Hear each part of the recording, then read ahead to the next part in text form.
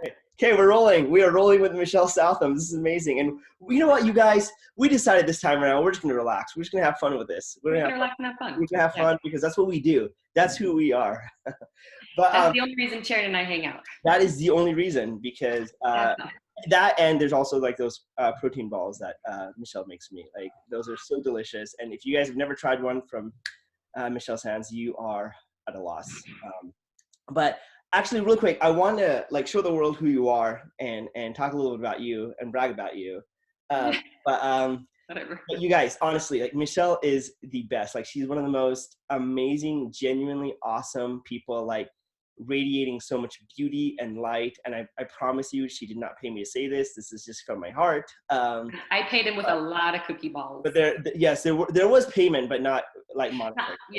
Not in money. But no, there was an expectation, of course, and I did, and I am going to catch it. Wait, cookie balls or no-bake cookies? For all you ladies out there, this is the way to Charan's heart. Yeah, absolutely. No-bake cookies. Simple. No-bake cookies work every time.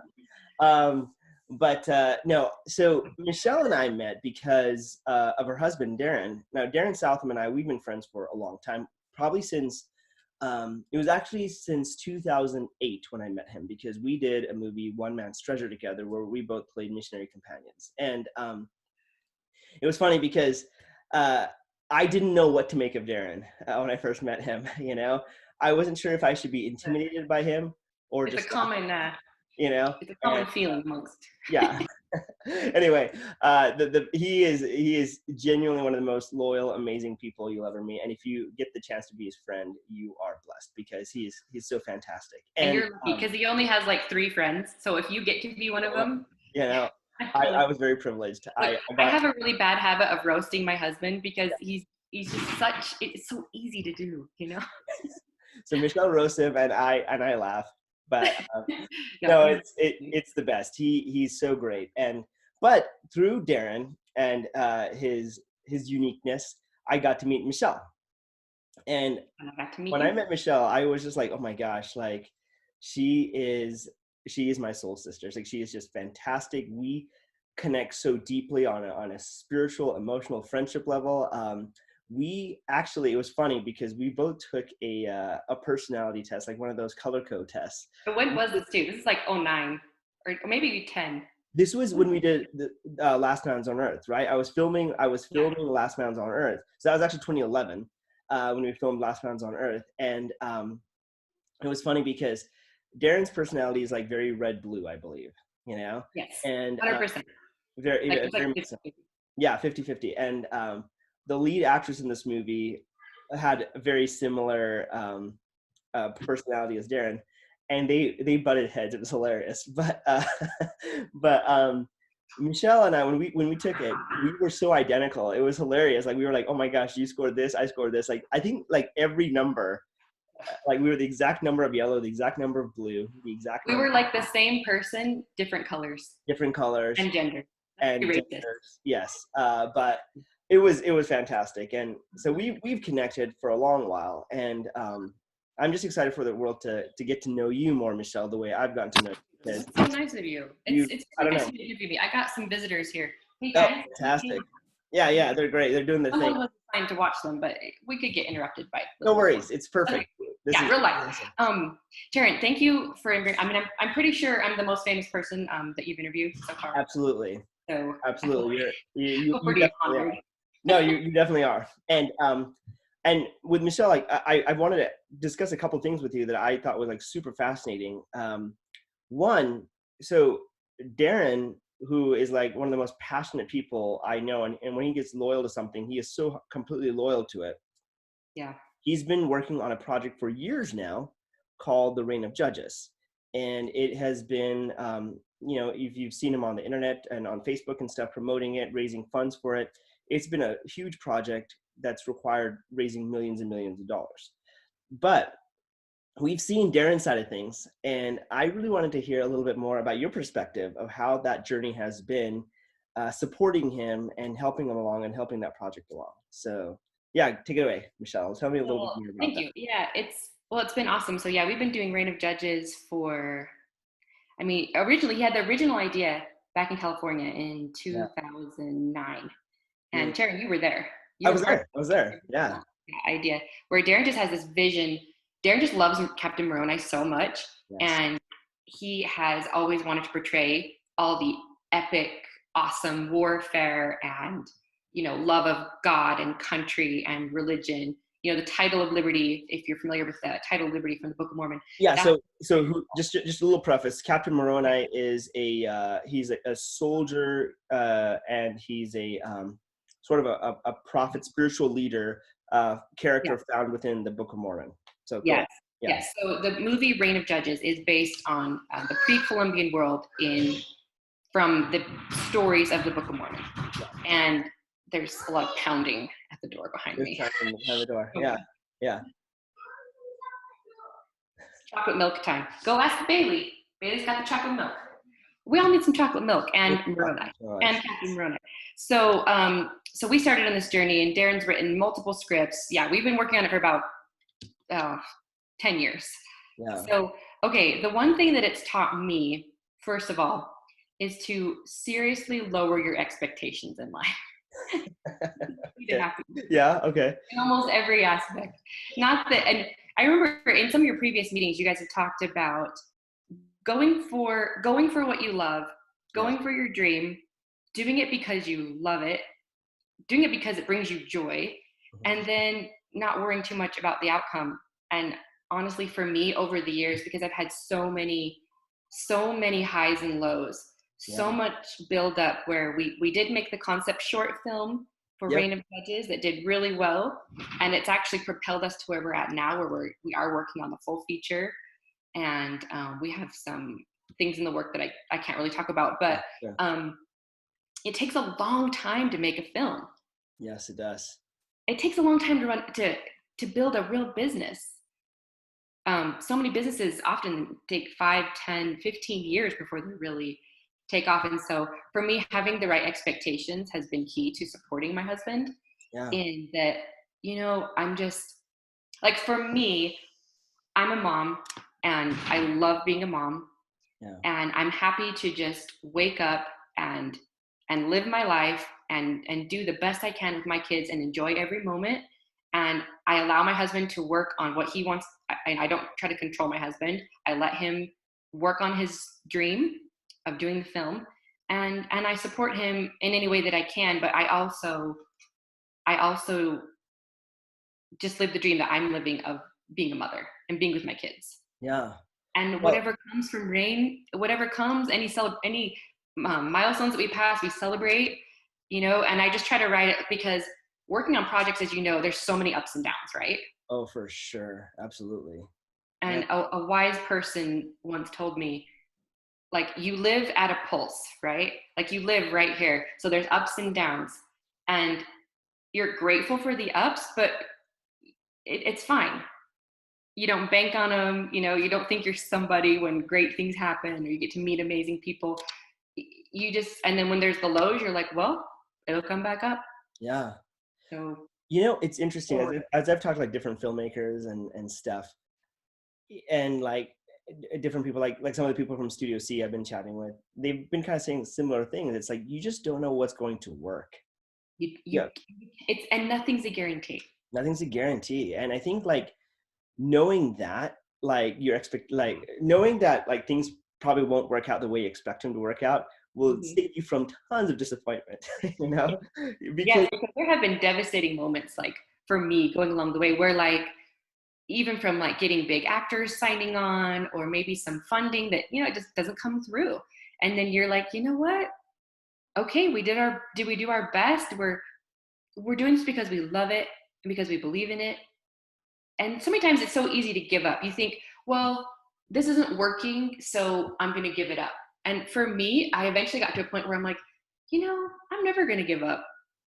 Because what's the point of going down with the ship? There's no going down with the ship. You're just forward, I love that, because you kind of get to a point where you realize, you know what? As long as I'm on the journey, I'm succeeding. Yes.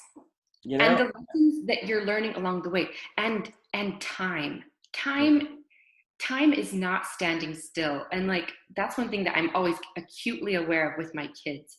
Like, I was watching them this morning, do their little Easter egg hunt in the backyard where we did the hard boiled eggs, and they go and find the colored eggs. And I'm like Bailey's 13, and these little moments, they don't last forever. And so, and when you're talking about, going back to projects, like the timing, you always think like, well, it's got to work out by this time frame, and it may not do that, but you're always moving forward. You're always moving forward. And if you don't enjoy the now, then you're unhappy now, and you're missing the future at the same time. Well, it's so great you say that. The future is now, right? Because the future really is an idea, right? It's an idea that hasn't actually transpired, and who knows what's going to actually happen and whatnot. I mean, there's so many people, I'm sure, who've had their dreams kind of crushed because of coronavirus. Yes, that's so true. It's so true. So many people were counting on things, and they've had to let them go. Let them go. And that's the thing, is like letting go of the things that you just know you won't be able to control, and just enjoying right now, and not knowing like who's going to call you back, who's going to come through, who's going to give you the funding you need, who's going to do this, who's going to do that. You just don't know, you just don't know. And so you might as well just find that joy right now and say, hey, this is just the journey. This is the fun part about it. And we just kind of go from there. And it's exciting to learn. Like you're talking about, when you do a project that takes so long, it is invaluable to me, the lessons I've learned. And like some of the lessons I've learned are because we've had so many amazing experiences, and then so many of them also taken away. I realized like at one point, I sold my wedding ring, Oh, God, it's crazy. Yeah. And we sold our house and like most of our furniture. Jeez. I'm glad, because it was like, who cares? Like, stuff doesn't matter. Yeah. It's just stuff. And I could not have learned. You can't learn that lesson unless you can go through that. Yeah. And so stuff doesn't matter. And ultimately, the people in your life, and when you're learning, you're happy. So when you're learning life's lessons, no matter what's coming at you, you have a lot of joy, and meaning, not just like fun and happiness, but like meaning, Yeah. I think that's so fantastic. I mean, I love learning. I love growing. Sometimes it's from incredibly painful things that I have to learn, but at the same time, when you feel your soul expanding, you feel yourself growing, you're like, this is fantastic. This is, we're on this incredible journey. We're on this incredible adventure. And like I remember the joy of, I booked a really good part in a really good TV show. Right. And I remember being like so ecstatic. I'm like, I can't believe it. This is amazing. And then I filmed it. The directors, the producers, they all loved me. They're like, oh my gosh, Jeremy, you're incredible. I was at this premiere party for the show, and there were all these, like, I was walking down the red carpet. This was in Hollywood. This wasn't even in Utah. This was in Hollywood. Tons of people taking my photos, all this stuff. And the writers were just like, we love you. You're amazing. We cannot wait to write more of your character. It's going to be so awesome. Cut to crickets and no phone call. No, nothing. I thought you were going to say, and then I woke up. And then I woke up.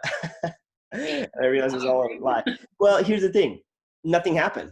Oh, man. Nothing happened. And I remember thinking like, wait, what happened? Did I do something wrong? And I started going internally and being like, what did I do? Did I say something wrong? What happened? Then a couple seasons later, I get a phone call from my agent saying, they want you back. They want you back. And they're going to write you in. They're having you be on avail, which means just to keep your schedule open. It's going to be great. And then like a week or two before shooting, they're like, oh, we went a different direction. So we don't need him back. And I'm like, of course. This is Hollywood. This is Hollywood. But this is not just Hollywood. This is life. Right? It is, you're right. That is life. Yeah. It's especially in the film business because we're in it. But it is life. That's with jobs and relationships. Yes. So I think the thing is, and this is actually kind of leading me to like the next part I really want to talk about, is during this level of like there's high levels of uncertainty, Michelle. Mm-hmm. Like I've always known you to be someone that's like, despite the struggles, because I know you've had struggles. We've all had struggles. Mm-hmm. Despite these struggles, I've always found you to be such a like just so warm and tender, and like you haven't forgotten who you are despite these crazy things that happen. In Well, Chair, fact, this is why I keep you around, I, It's just so nice.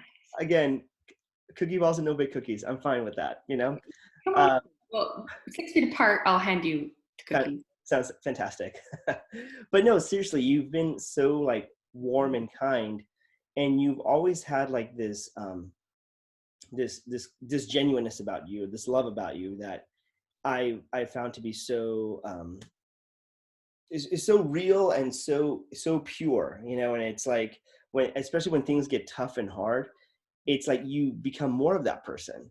And I know like some people get like overly jaded and bitter, and I know there have been really, really tough times, but despite the Yeah, tough times, you've like become even more so of that being of light. you are. So I don't know. I mean, that's nice, Chair. no, I, no, it's the truth. I I speak. have had moments, but you know what? That's only, thank you. That's nice of you. And I hope that's true. And you're very kind. I have had moments of like, everyone goes through these moments of like resentment and bitterness, even being like, even to the point of being angry at God sometimes, for things that haven't happened in my life or that I felt like I was entitled to somehow. But then I realized something else really cool about that really quick on the real love thing, because we're going to talk about that. Yeah. Um, uh, Even if you're angry at God, like he doesn't mind. Like he forgives you so easily, Yeah. Yeah, he's like, I know, I get it. It's tough. It's Like tough. Heavenly Father is so good. But wait, Tara and I talk a lot about Heavenly Father. We Yes. share a Yeah.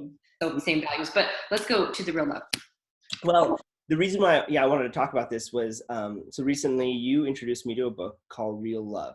And, we were having these conversations about like just relationships in general, whether it's like dating or friendship or whatever it was, just about the concept of what is true and what like real love should be like. Because one of the struggles I've had, Michelle, and I've told you, um, is like I don't know if I'm like truly in love with someone or anything like that. But then even going back like past that concept, we talked about what real love looks like, and you introduced me to this book. I've been starting to read it, and I was captivated. It was amazing, and I was like, this is the missing ingredient. These are the things that I've been imitating maybe, but it wasn't completely what it should have been.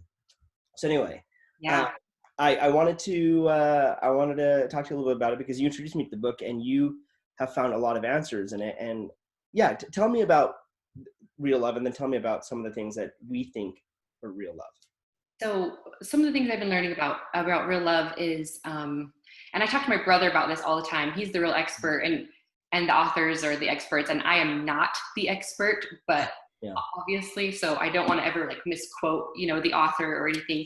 But basically, real love is caring about the happiness of another person without um, any motivation for yourself, as in you don't have any ulterior motives.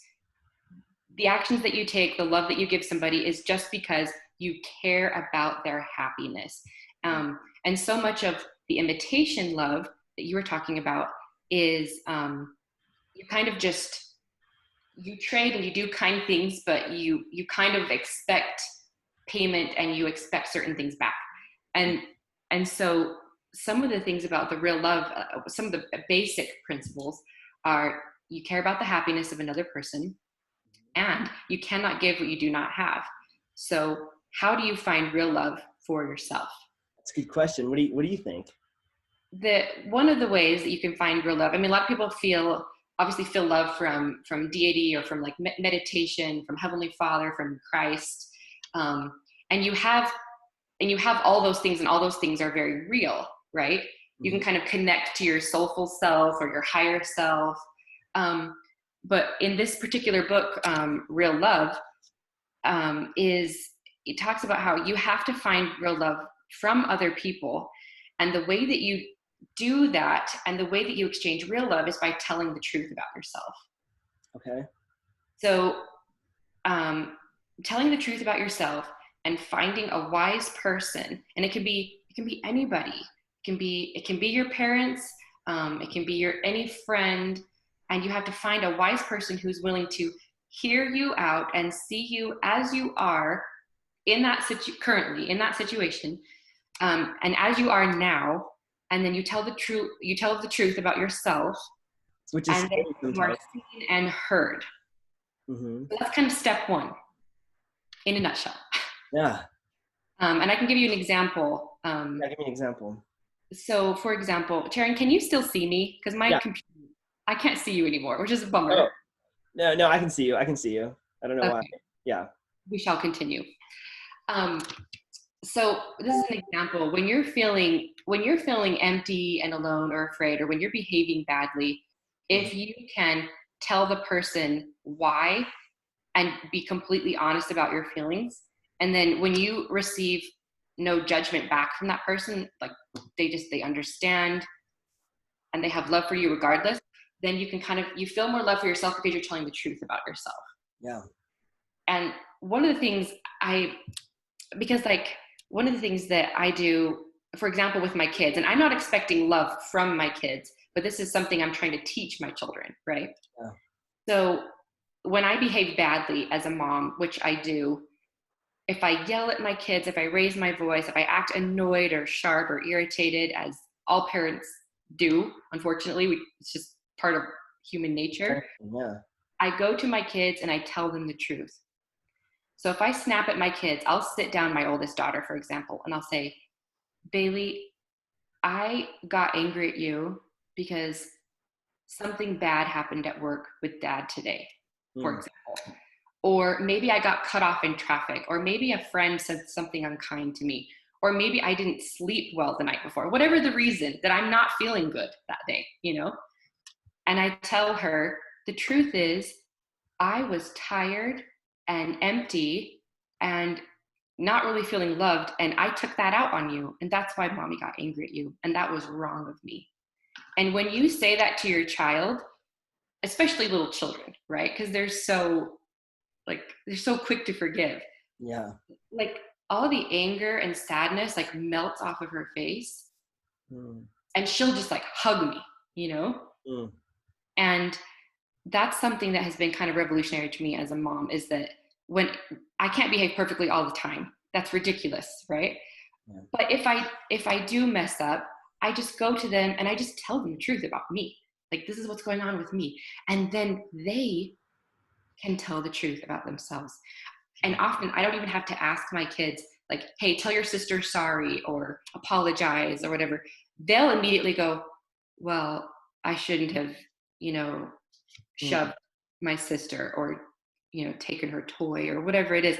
They confess. Yeah. And in doing that way, in telling the truth about ourselves, you do not violate the law of choice. And this is something we were talking about the other day, never trying to control another human being. There's almost zero circumstances where you should control another human being, except for maybe death, right? Like your kids running into the road, right? Right. Yeah, of course. Yeah. Or somebody's doing something truly emergency, right? Yeah. Other than that, there's no situations where you should try to control other people. And when you're more honest with other people, then you have genuine connection with that person. I think a beautiful part of what you were saying, and man, it's just resonating with me so much, is you have to be true just to yourself. You have to honestly tell yourself how you're feeling and why you're feeling how you're feeling. Yes. A lot of times I feel a certain way, and instead of acknowledging to myself that I feel that way, I maybe put on a face, or I say, because I'm kind of subconsciously feeling this, I'm going to act opposite that. I'm going to overcompensate. I'm going to overcompensate for the fact that I feel a certain way. So I try to be overly positive to mask the negative thing that happened to me, Yeah. Well, we're all very good at lying. And I don't mean that everyone's a liar. It's it's natural to protect yourself and to make excuses. We've been doing it since we were kids, and everybody does it. Everyone, and so that goes along with this other thing. Charan, have you ever read Jordan Peterson? I know Jordan. I mean, I know of Jordan Peterson. I haven't Yeah. read his works, but yeah. It's one of my favorite rules because it helps you with the real, like really having real love for yourself. And that's kind of what we're talking about is first you have to have real love for yourself, right? Before you can give a whole lot of love. It's very hard to give what you don't have. Otherwise, you're just kind of pretending. And one of Jordan Peterson's rules is tell the truth, or at least don't lie. And when I mean, most people know not to lie, but we do lie to ourselves when we're not totally honest about why we're feeling a certain way, when it began, what started this bad feeling that I'm having, whatever bad feeling, whether it's sad, anger, frustration, doesn't matter, any negative emotion. Like, okay, wait, when did this start? What's it from? And how do I really feel? And taking that like full responsibility, because when you're honest with yourself, you can love yourself more. Yeah. And I think it's almost impossible to love yourself if you're lying to yourself. If you're lying to yourself, even in small ways. And it doesn't mean that you have to be perfect. I want to be really careful about that and like not condemning anybody, even myself. We're all going to mess that up. But when you have that consciousness, you can say, wait a minute, I can tell the truth about myself and I'm fine with that. I felt that way. It's okay. Like it's okay to be angry. It's not okay to hurt somebody, but it's like, it's okay. You can just be honest. That's like a place to start. That's the best starting point, I think. Well, it's so interesting. I was one of the conversations I was having with my other friend on one of the Zoom calls was about how for so long whenever I passed by a mirror, I couldn't look at myself. Like I'd like look down, I'd like run past or something because it was scary. It was scary for me to look at myself in the mirror and realize, oh shoot, I don't love myself. And I don't want to confront myself because I don't love myself. Yeah. And I think that's it was a real issue for me anyway. And it kind of goes back to what you're saying of like, to genuinely love yourself, you have to be true to yourself. You have to like, and I'm getting so much insight from this, but like even waking up every day and like just asking yourself, how do I feel? And why do I feel the way I feel? And if something wronged me, like, why did that hurt me? Why was that, and taking like a real inventory to yourself and like really being tender to yourself, right? And gentle with yourself and saying, hey, it's okay that I felt the way that I felt. So why did I feel that way? And that is that question, like, why do I feel this way? It's almost impossible to move forward in life, like genuinely, if you're not addressing your pain. I know we're like really, psychological, but it's so important to address your pain and to really dig deep and ask yourself, well, where it's coming from and why, or it's impossible to move forward. You can pretend to move forward, but you don't. Yeah, you can. And the problem is a lot of times with the pain, there is shame attached somehow.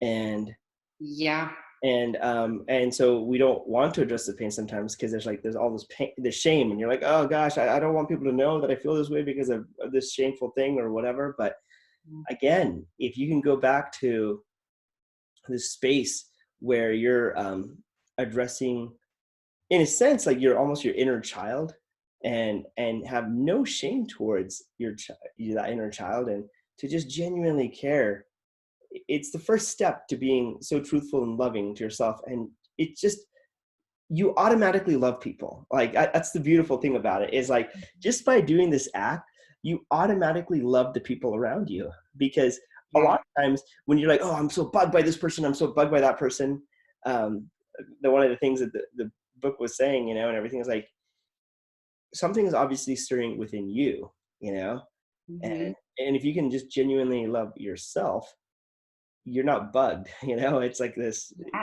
those things kind of go away. So and you have to fill that up. You have to fill up your love bank or your love canteen or whatever you call it. But if you think of it almost like a bank account, like I know that the author talked about, imagine you have a bank account with millions of dollars in it. Yeah. And some idiot comes along. I think this is one of his examples, and I'm paraphrasing. Some idiot comes along and just grabs $1,000 and runs off with it. But you have like hundreds of millions of dollars in the bank. You might be slightly like, oh, gee, that's wrong. Yeah. But it wouldn't really affect you.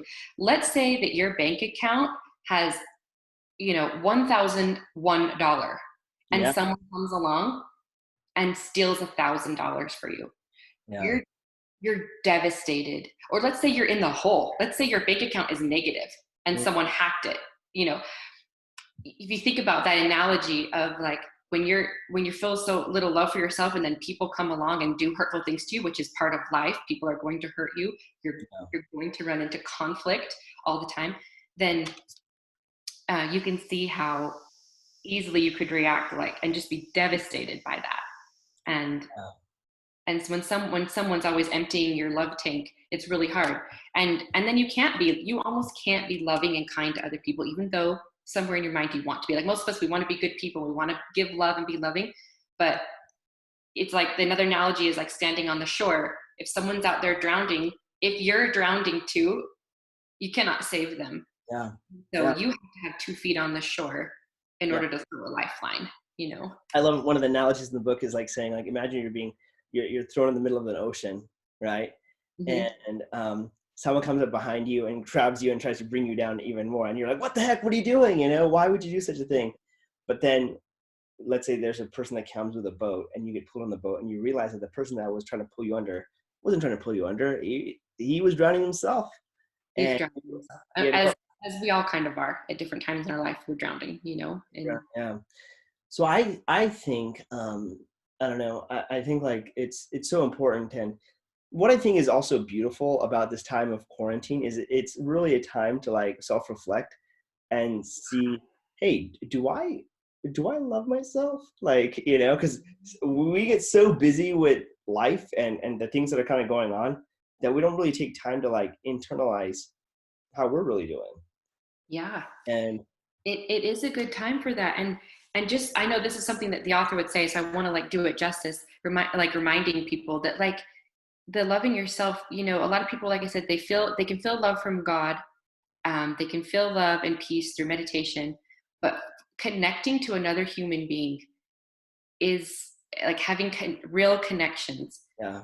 So you've got to find that wise person in your life who can hear you and see you and love you, no matter the truth you tell about yourself, all the ugly, right? And so if anyone needs anyone out there, like Charan could be that person, and so can I, because I have a few people that I meet with on a regular basis that struggle with this. And I'm not a life coach, I'm not a therapist or anything like that, but I just told them I'll try to be a wise person in your life. And it's not that because I have so much wisdom, it's simply that I'm aware and I'm going to try. That's all you have to do, is I'm going to try to be a wise person in your life. And I have some people that come and talk to me on a regular basis, and like I love it because And Michelle, ever since I've known you, I've always known you to be someone that can listen without judgment and just show forth compassion. You just have this innate ability within you, and that's what makes you wise. That's what makes you wise. So very, very kind of you, Charan. Well, you're Charan. I was telling before we got on here, like Charan's surrounded by like the most amazing people. Like I'm so lucky to have you as a friend. And I've been watching these Zooms you've been having. Like everyone has such. I look up to so many of the people that you've interviewed, and so yeah, I feel honored. But you do surround yourself with awesome people, and it's been credit to your truly humbling and awesome experience. I think what's so crazy is like when I was a kid, I was so insecure and shy, and I didn't like that. I didn't like being like that, right? That was not the real you, for sure. Well, yeah, I didn't know any better. I mean, that's just who I was as a kid growing up. Right? I was super shy when I was young, very shy. Even in high school, I was very shy, except for with my closest friends. I could be. I was shy in high school for sure. I didn't want to be, and I looked at high school as a time for me to start over because I didn't know anybody there, and I thought like I want to be popular. That was my initial thoughts. Like I want to be popular, and I want to like get to be like who the popular kids are. And then I started seeing sometimes like the behavior of the popular kids at the time, And I'm like, I don't like that. Like they were kind of mean, and they were kind of like, kind of cliquish and stuff. Maybe And so, often they were fake, not. yeah. And so I was like, something kind of shifted in me, and I just said, you know what? I just want to be nice to people. I don't care. I just want to be nice and kind. And then in the end, I just remember having a lot of friends, and I didn't think that meant I was popular. I just was like, oh, I have like a lot of really good friends. Yeah. And it was more of this learning lesson of like, yeah, don't worry about like trying to be popular or cool or whatever. Just be kind to people, Mm-hmm. and then just, let things go the way they go, I suppose. But Michelle, I could talk to you for hours on end. We have in the past. But thank you for taking the Yeah, time to. so cool. That's so nice of you to call me. I love it. Yeah, of course. And I love your insights. Like, there's so many things I'm thinking about right now. And I hope that the people that are watching this, I hope that you guys gain something out of this as well. And the book is Real Love by Greg Baer. I just barely got into it, so I don't know much about it, but the first chapter or two has already got me hooked because it is speaking to the things that I know to be true. I can feel it to be true. And there's so many things that I'm like, oh my gosh, there's a lot of lies I've told about myself. And so That was my biggest realization when I first started reading it too, is I was like, oh, maybe that's why this thing doesn't work out for me. Or like, I was so like, I do that. And that is how I feel. It was very validating. And like some people were turned off by the book because they missed the like, well, it's like you have to act perfectly all the time, and that is not the message. oh no. But yeah, that was my biggest thing in the beginning, is I was like, whoa, this can help me so much. Like, Yeah. it is super helpful. your kids are calling you.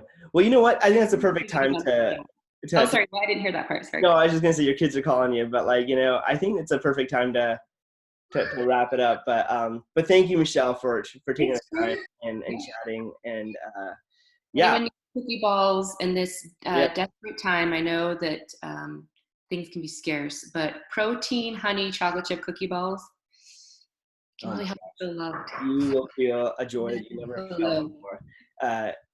Enter into you. Awesome. Well, thanks so much, Michelle. You're awesome. And yeah, we will talk soon. Okay.